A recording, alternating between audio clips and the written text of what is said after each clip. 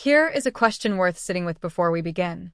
Have you ever wanted something, genuinely, deeply wanted it, and then found 100 quiet ways to make sure it didn't happen? You said you wanted the promotion, and then missed the deadline. You said you wanted the relationship, and then picked a fight over nothing the moment things got good. You said you wanted to get healthy, and then woke up Tuesday morning and ordered the same food you'd ordered the week before, the month before, the year before. You wanted the thing. And something in you, something you couldn't quite name or grab hold of, made sure you didn't get it. That experience, the experience of being in your own way, is so common that most of us have learned to file it under, "I'm just like this," or "I guess I don't want it badly enough," or, most painfully, "maybe I don't deserve it." We develop explanations for the gap between what we say we want and what we actually move toward, and almost none of those explanations are accurate. Because the real explanation isn't laziness, isn't weakness, isn't unworthiness. The real explanation is fear. And not the fear you can see, the fear underneath the fear. The unconscious, automatic, deeply adaptive fear that learned, at some point in your history, that getting the thing you want is actually more dangerous than not getting it. This is the central argument of The Mountain Is You by Brianna Wiest. And it is a more precise and more compassionate argument than anything I've just suggested, because Wiest's great contribution is this. She refuses to let self-sabotage be a moral failing. She refuses to let it be a character flaw. She insists, with consistent care and considerable depth, that self-sabotage is a coping mechanism, a protection strategy, a deeply intelligent, deeply misguided attempt by some part of your psyche to keep you safe from a threat that was once real, that may no longer be, but that your nervous system has not yet received the memo about. Brianna Wiest began writing in her teens during a period of significant mental health struggle, anxiety, OCD, and depression that she has spoken and written about with honesty. She is not a credentialed psychologist. She holds no clinical license. She built her platform through writing, through thought catalog, through multiple books including the viral essay collection 101 Essays That Will Change the Way You Think.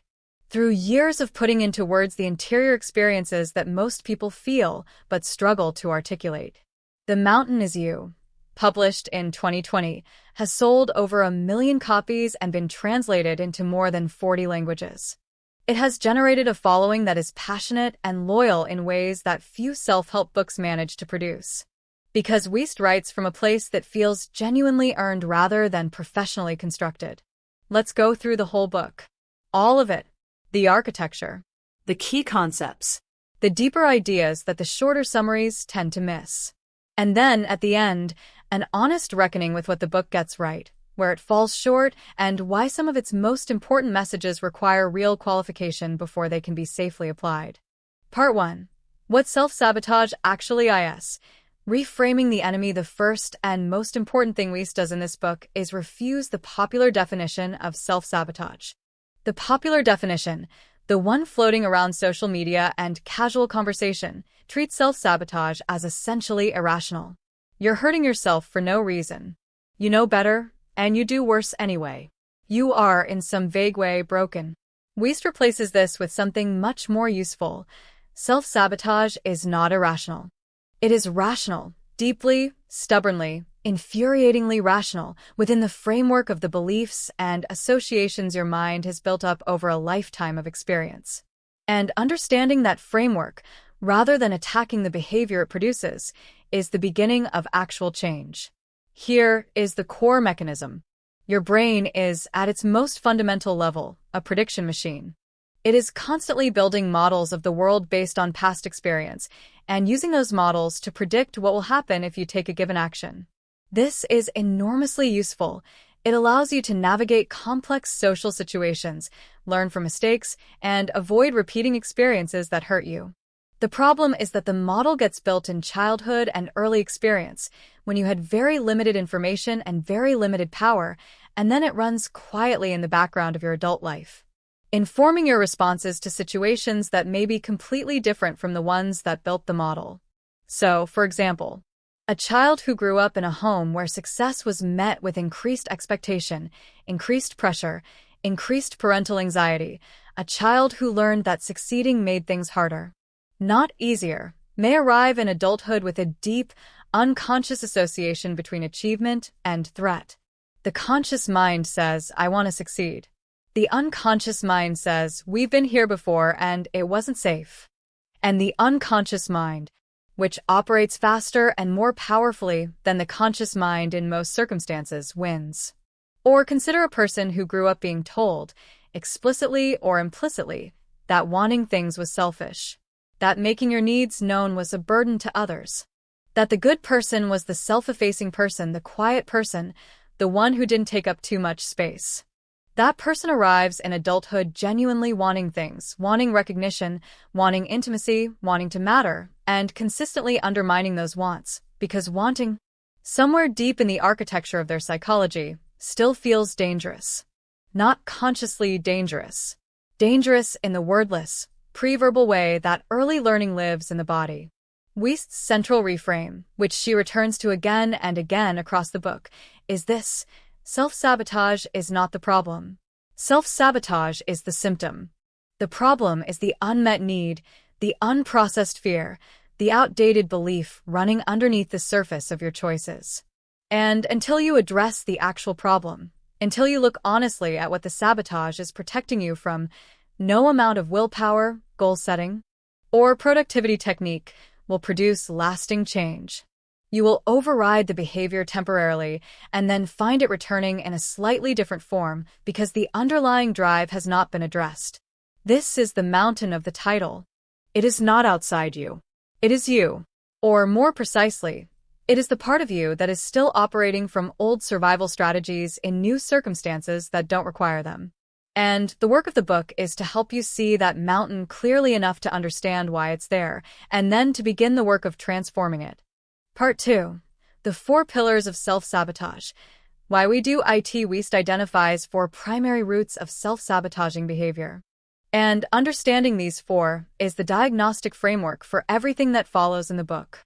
Not every person's self-sabotage comes from the same place, which is one of the reasons why generic advice about it is so often useless. The tactics for addressing self-sabotage rooted in unprocessed trauma are different from the tactics for addressing self-sabotage rooted in fear of the unknown, which are different again from those required for identity attachment or lack of self-trust. Let's walk through each. The first root is unprocessed trauma. Wiest uses trauma here in the broadest sense, not only the capital T traumas of abuse, violence, or catastrophic loss, but also the lowercase traumas of chronic emotional neglect, of being misunderstood or unseen at formative moments, of learning that the world was not a safe place in ways that may have been subtle but were consistent. Unprocessed trauma produces self-sabotage because it creates nervous system dysregulation that gets activated when circumstances resemble, even superficially, the original threatening experience. The person who is left repeatedly as a child may self-sabotage in adult relationships not because they don't want intimacy, but because their nervous system has learned that intimacy is the precursor to abandonment. So it pushes people away before they can leave. The logic is not conscious. It is somatic. It lives in the body rather than the mind. The second root is fear of the unknown. This one is almost universal, in some form. Human beings are creatures of pattern. We find safety in familiarity even when the familiar is objectively worse than what the unfamiliar might offer. A person in a miserable but familiar relationship may self-sabotage a genuinely good new one because the misery is known and the goodness is not.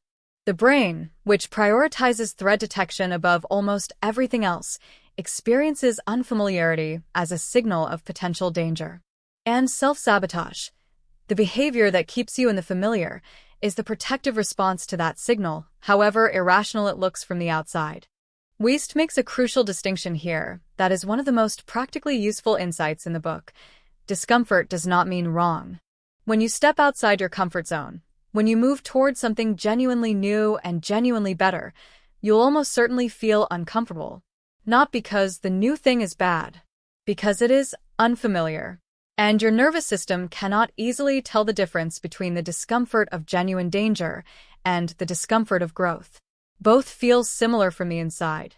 The skill, which has to be developed deliberately, because it does not come naturally, is learning to distinguish between the discomfort that is warning you of genuine harm and the discomfort that is simply the sensation of your life expanding into new territory. The third root is identity attachment, and this is perhaps the most counterintuitive of the four. The idea is that we can become so thoroughly identified with a particular version of ourselves, particularly a struggling, suffering, limited version, that growth toward a better version feels like a threat to our identity itself. The person who has been the anxious one for 20 years may have organized enormous portions of their life around that anxiety, their relationships, their coping strategies, their sense of what they can and cannot do, their expectations of the future. Becoming a less anxious person doesn't just require changing a behavior. It requires letting go of an identity. And identity-level change produces resistance that is some of the most powerful resistance there is. She also points to something darker and more specific within identity attachment, the wounded identity. There are people who have suffered genuinely, significantly, through circumstances not of their choosing. And sometimes consciously or not, that suffering becomes the foundation of a self-concept. I am someone who has been through this, and of a relationship with others. This suffering is what makes me understandable, visible, cared for. Healing in that context doesn't just mean feeling better. It means giving up a form of identity and a form of connection that, however painful, has become familiar and in some ways functional. The resistance to healing is not perversity. It is the terror of becoming someone you don't yet know how to be. The fourth root is lack of self-trust. This one is both the simplest and the most pervasive. Self-trust, the belief that your own judgment is reliable, that your own instincts are worth following, that you can handle what comes, is not the default state of most people who grew up in environments that were unpredictable, critical, or dismissive of their inner experience. If your perceptions were regularly denied or overridden in childhood, if you were told that you were too sensitive, too dramatic, imagining things wrong about what you felt, you may have learned not to trust your own read on reality. And a person who doesn't trust their own judgment will self-sabotage consistently because every decision feels uncertain, every choice feels potentially wrong. Every commitment feels like setting yourself up for the inevitable revelation that you are mistaken. Part 3. The signatures of self-sabotage. Recognizing your specific pattern, one of the most genuinely useful sections of the book is where Wiest lays out specific, recognizable patterns of self-sabotage so that readers can identify their own. This is the diagnostic work, and it requires honest self-examination of a kind that most of us resist because it requires looking at behavior we've been blaming on circumstance, on other people, on bad luck, and recognizing that it has a different source. The first pattern she describes is resistance, the specific form of avoidance that appears precisely when things are going right. Most people understand procrastination as something that appears when you don't want to do something. Wiest describes a form of resistance that is almost the opposite. It appears when you do want something, when you're on track, when things are working. The person who has been writing consistently for 3 weeks and then suddenly can't find the motivation to open the laptop. The entrepreneur whose business is finally gaining traction and who picks a fight with their business partner the week of their biggest launch. The student who has been studying successfully and who goes on a binge the week before the exam that would open new doors. Resistance, in these cases, is not laziness. It is the fear response triggered by imminent success. Because success means change. And change, even wanted change, feels threatening to a system calibrated for the familiar. The second pattern is uprooting, the tendency to constantly switch between jobs, relationships, cities, projects, never allowing anything to mature into its fullest expression. Wiest describes this as being only comfortable with the process of sprouting. The person who uproots is comfortable with beginnings, with the initial excitement, the phase before things get complicated, the period before you've invested enough that failure would genuinely hurt. But the moment a thing requires real commitment, real patience with its imperfection, real willingness to stay even when the initial excitement has faded, they move on to another beginning, another sprout, another fresh start. And the pattern repeats because no beginning can ever become a fulfillment if you keep leaving before it can. The third pattern is perfectionism. And Weist's treatment of perfectionism is more honest than the standard self-help treatment, which tends to frame it as either a humble brag or a straightforwardly good trait taken too far. Weist identifies perfectionism as a fear-based behavior, specifically the fear of being seen in the act of being imperfect, which is to say the fear of being seen at all. The perfectionist doesn't complete things because completing things means releasing them into a world where they can be judged. As long as the work is not finished, it is protected. The person is protected.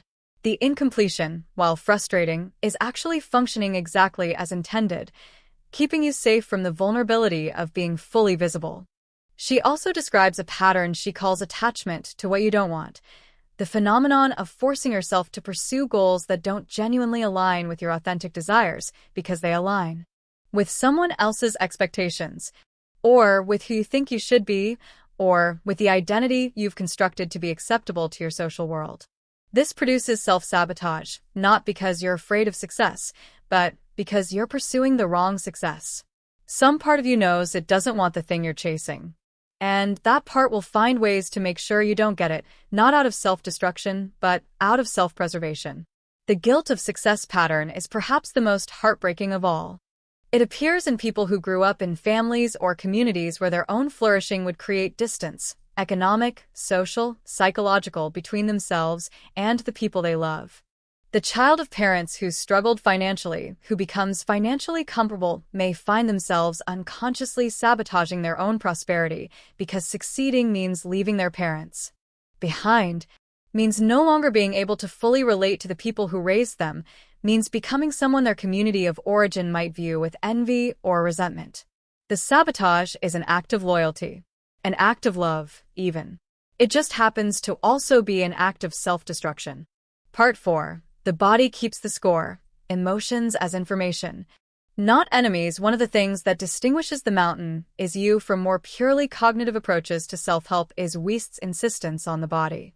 On the reality that the experiences that produce our self-sabotaging patterns are not just stored as mental narratives, as stories we tell ourselves, but as physical states, as patterns of tension and activation and shutdown that live in the nervous system and that respond to triggers below the threshold of conscious awareness.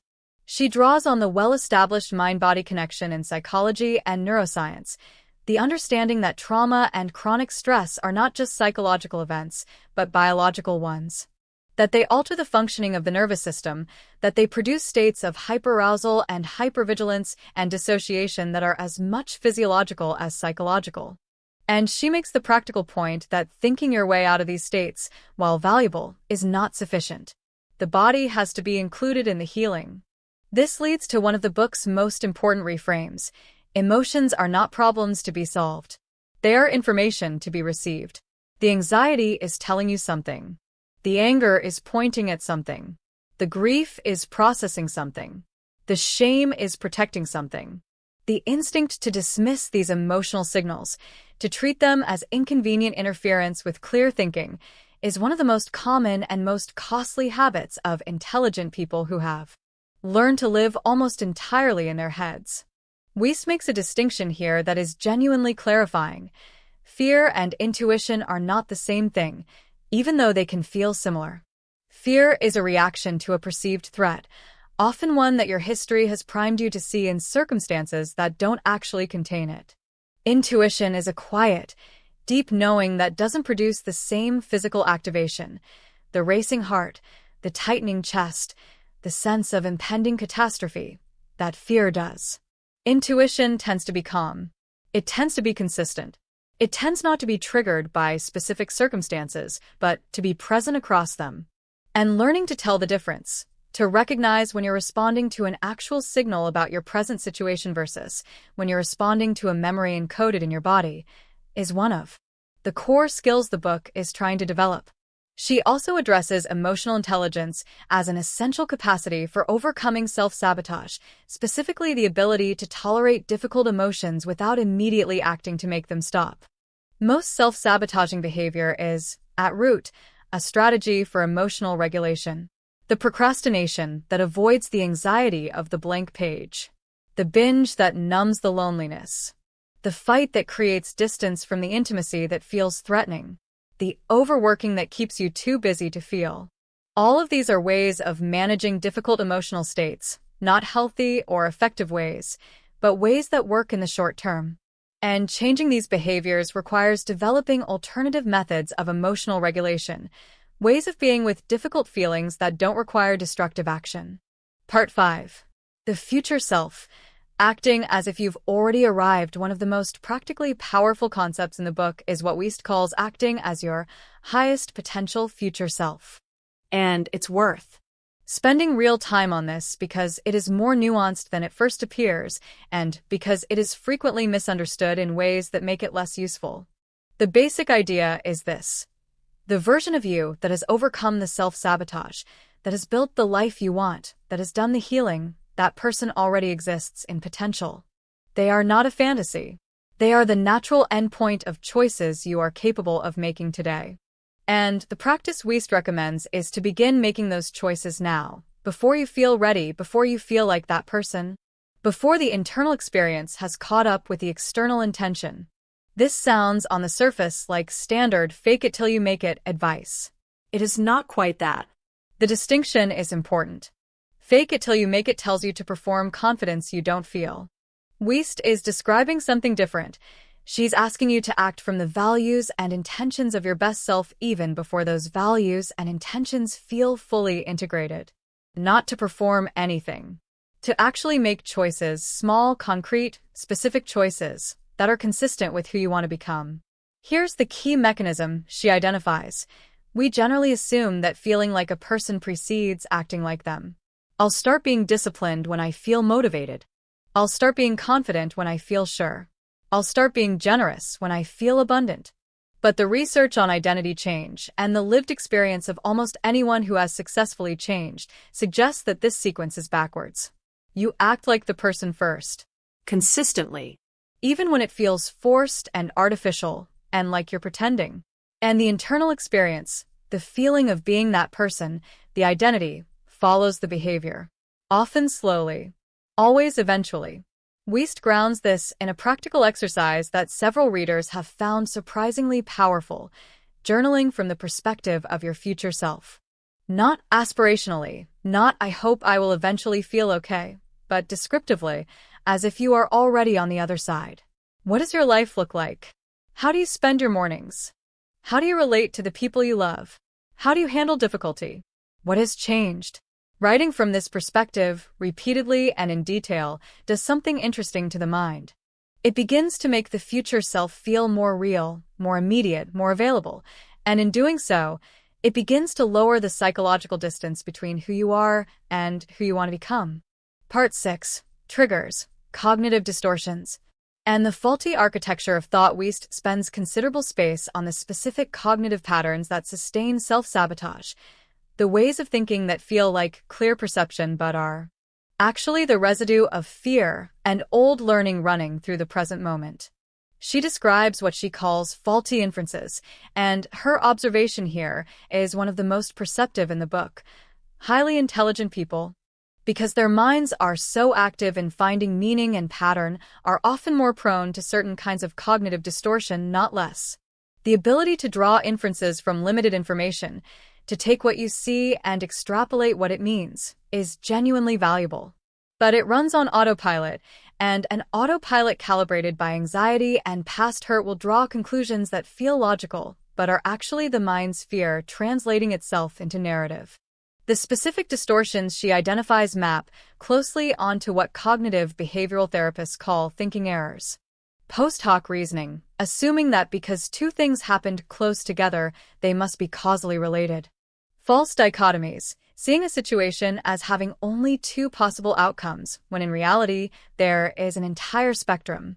Slippery slope thinking, assuming that one moderately bad outcome will inevitably cascade into the worst imaginable outcome. Catastrophizing, taking a piece of negative information and extrapolating it toward the most devastating possible interpretation. She also addresses the emotional reasoning error, which is perhaps the most pervasive of all. The assumption that because something feels true, it is true. I feel like a failure, therefore I am one. I feel unloved, therefore I am unloved. I feel like this will never get better, therefore it won't. Emotional states are real. They are valid as emotional experiences. They are not, however, reliable reporters of external reality. And learning to notice when you're treating an emotional state as factual information about the world, rather than as information about your internal state, is one of the most valuable cognitive skills you can develop. She also writes about triggers, the specific circumstances, tones of voice, facial expressions, situations, or words that reliably produce a strong emotional reaction that seems disproportionate to the immediate stimulus. Triggers are, in the most precise sense, messages from the past. They are instances where the present moment contains something that sufficiently resembles a past threatening experience that the nervous system responds as if the past is happening again. Understanding your triggers is not a matter of weakness or fragility. It is a matter of accurately mapping the terrain of your own interior so that you are navigating it deliberately rather than being controlled by it. Part 7. Building Emotional Intelligence. The practical work Weist's treatment of emotional intelligence is not abstract. She gets specific about what it actually looks like to develop the capacity to be with your emotional experience more fully, more honestly, and more productively. And this specificity is part of what distinguishes the book from more vague wellness content. She begins with the practice of naming emotions precisely. Not, I feel bad. Bad is not an emotion. Not, I feel upset. Upset is too general to be useful. She encourages the practice of getting specific. Am I anxious? Disappointed? Ashamed? Grief-stricken? Resentful? Lonely? The research on what Matthew Lieberman and others have called affect labeling, the neurological process of putting precise words to emotional states, consistently shows that naming an emotion with specificity reduces its subjective intensity. The prefrontal cortex, which is the seat of language and executive function, becomes more active. The amygdala, which is the alarm system, becomes slightly less so. Naming calms. Precision reduces overwhelm. She also writes about sitting with discomfort, the practice of allowing difficult feelings to be present without immediately moving to suppress or escape them. This is, she acknowledges, genuinely difficult. Our entire culture is organized around the rapid elimination of discomfort. Advertising sells comfort. Entertainment provides distraction. Substances numb. Social media offers the hit of connection that prevents the need to sit with loneliness. The capacity to be with discomfort, to notice it, to feel it in the body, to observe it without being entirely consumed by it, is a skill that requires deliberate cultivation. Because nothing in most modern environments requires us to practice it. She recommends specific practices, emotional journaling, where you write honestly and without editing about your emotional experience. Not to perform introspection, but to create enough distance from the experience to observe it. She recommends somatic practices, things that attend to the body's experience of emotion rather than only the mind's narrative about it. Breathing exercises, movement, time in nature, any practice that brings you back into contact with your physical experience as a way of processing emotional material that lives in the body rather than the mind. She also discusses boundaries in a way that is more philosophically grounded than most treatments of the topic. For Weist, boundaries are not about protecting yourself from other people's behavior, which is a common but ultimately disempowering framing. Boundaries are about knowing and honoring your own experience, your own needs, your own limits, and communicating those honestly to people in your life. They are an act of self-respect and also of genuine honesty in relationship. And the inability to set boundaries is almost always connected to the self-sabotage patterns we've been discussing. The fear that your needs are a burden, the belief that you don't deserve to take up space, the identity of the person who makes things easy for others by making things hard for themselves. Part 8. Releasing the Past. How Healing Actually Happens. One of the book's most emotionally rich sections is about the process of releasing the past, not in the superficial, let it go sense of popular wellness culture, but in the deeper, messier, non-linear way that actual healing occurs. Weist is clear about something that most self-help books avoid. Healing is not linear. It does not proceed from broken to fixed in a satisfying arc. It is circular, recursive, surprising. You think you've dealt with something, and then it reappears in a slightly different context. You make significant progress, and then have a bad month. Old patterns resurface under new stress. This is not failure. This is the nature of the process. She also challenges the idea that healing requires forgiveness of others as a precondition. This is both practically and philosophically important, because the instruction to forgive, which appears in so much therapeutic and spiritual discourse, can function as an additional burden on people who have been genuinely harmed. Weist's position is more careful. Healing requires releasing the emotional charge of the past, not because the person who harmed you deserves to be released from accountability, but because continuing to carry that charge costs you in energy and attention in the way it shapes your present experience, far more than it costs them. Forgiveness may follow genuine healing. It is not a prerequisite for it. She writes beautifully and honestly about grief as an essential component of change, specifically the grief of releasing an old identity, an old story, an old version of yourself that was built in response to circumstances that may no longer apply. Becoming a new version of yourself requires mourning the old one. Not because the old version was good or worth preserving exactly as it was, but because it was real, it was how you survived, and it was yours. The person who clings to the old version is not pathological. They are human. And allowing the grief of that transition, really feeling the loss of the familiar, even when the familiar was painful, is part of moving through it. Part 9, Self-Mastery. What you're actually building toward. The final chapters of the book turn to the concept of self-mastery, which Weist distinguishes carefully from self-control, and which is worth unpacking because the distinction matters enormously for how you understand what change actually requires. Self-control is willpower applied against your own nature.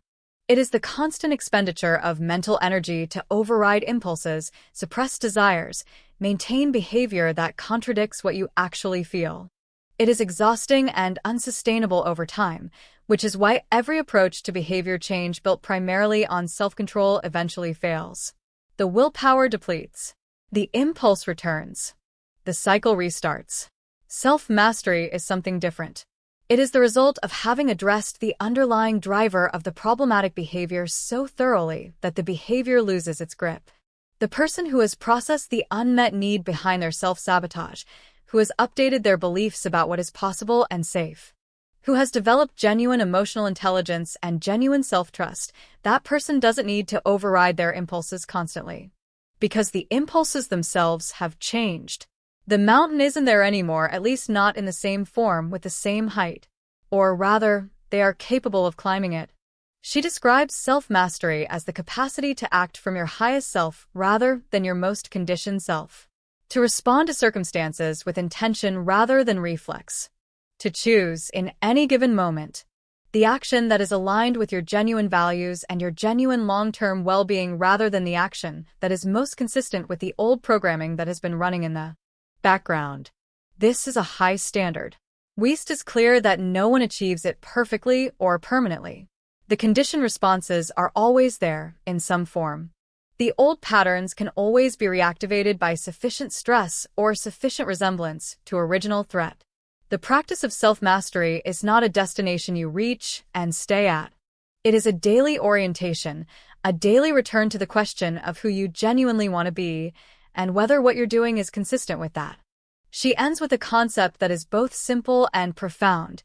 Your new life is going to cost you your old one. This is the thing that self-help culture almost always avoids saying, and it needs to be said.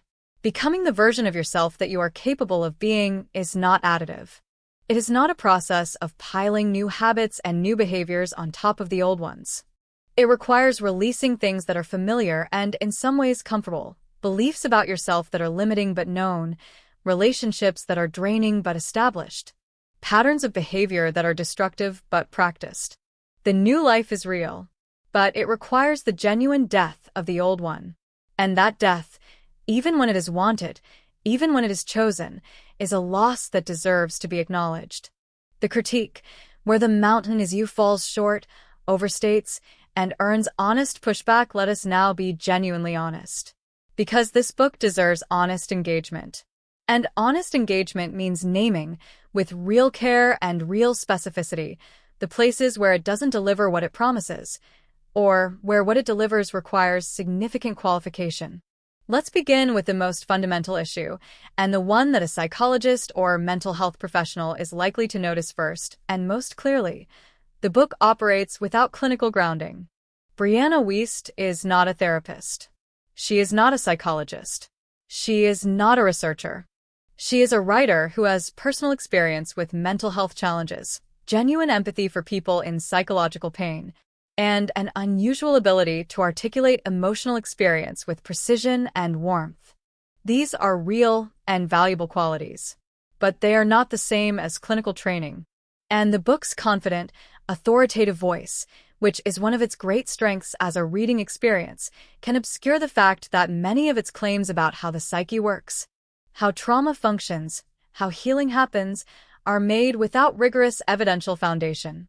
The citation situation in the book is, as some readers have noted with disappointment, genuinely thin.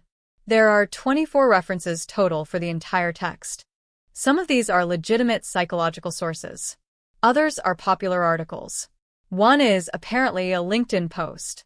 For a book that makes frequent, specific claims about how the brain works, how trauma is stored, how self-sabotage operates at a neurological level, claims that the authoritative tone implies are established scientific fact, the evidential base is dramatically insufficient. This doesn't mean the ideas are wrong. Wiest's intuitions are often good, her observations about human behavior are often accurate, and the framework she offers is often genuinely useful. But the confidence of the presentation exceeds the certainty of the evidence in ways that matter. This is particularly concerning in the book's treatment of trauma.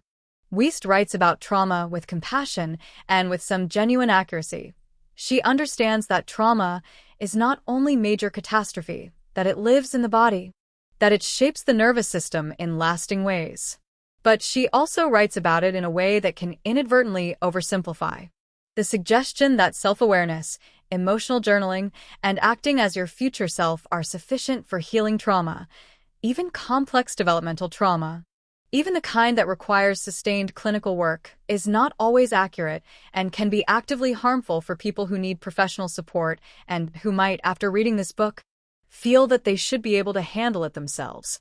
The book acknowledges therapy and professional help, but the acknowledgement is brief and the overall energy of the book is confident in a way that suggests the tools it provides are adequate for the full range of human psychological difficulty. For many people, they are not. And the most vulnerable readers, the ones most in need of genuinely rigorous professional support, may be the most susceptible to the reassurance that the book's accessible, empathic voice provides. Second, the self-sabotage framework, while genuinely useful for a wide range of situations, risks becoming a lens that pathologizes every difficulty.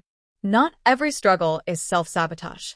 Not every gap between where you are and where you want to be is the result of your own unconscious resistance. Some gaps exist because of circumstances genuinely beyond your control. Some failures happen because of external forces that are real and powerful and not reducible to your inner state. A person whose career hasn't advanced because of systemic discrimination, a person whose relationships have been difficult because of genuinely harmful partners, a person whose financial situation is constrained by structural economic realities. These people's difficulties are not primarily internal.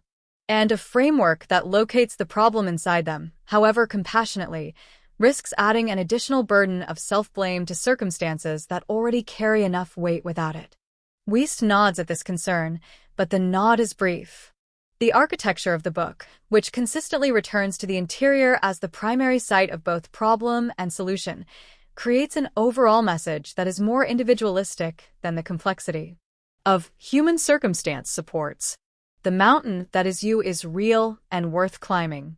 But sometimes there are also mountains that are the world, and the skills required for those are different, and pretending otherwise can be a subtle form of gaslighting.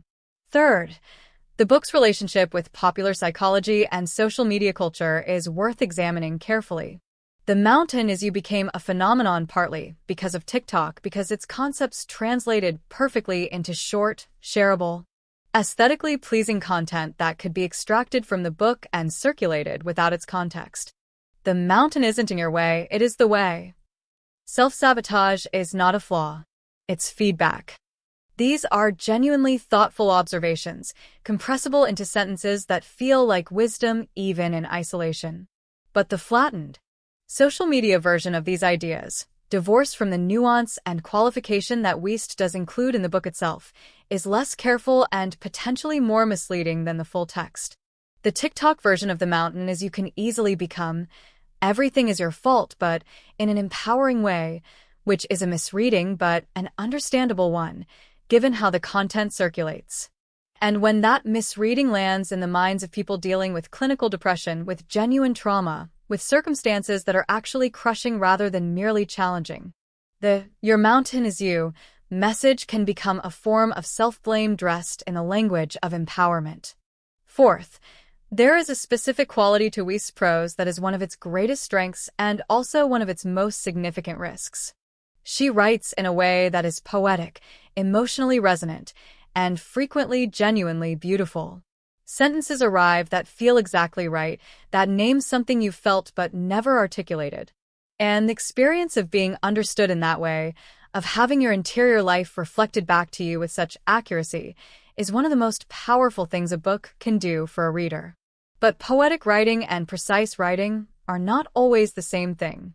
And in a book making claims about psychology, about how healing works, about what is actually happening in the nervous system and the unconscious, precision matters. Some of Wiest's most resonant formulations are clear and accurate. Others are evocative in a way that sacrifices precision for feeling. And the feeling of understanding can substitute for actual understanding in a way that goes unnoticed precisely because the prose is so good.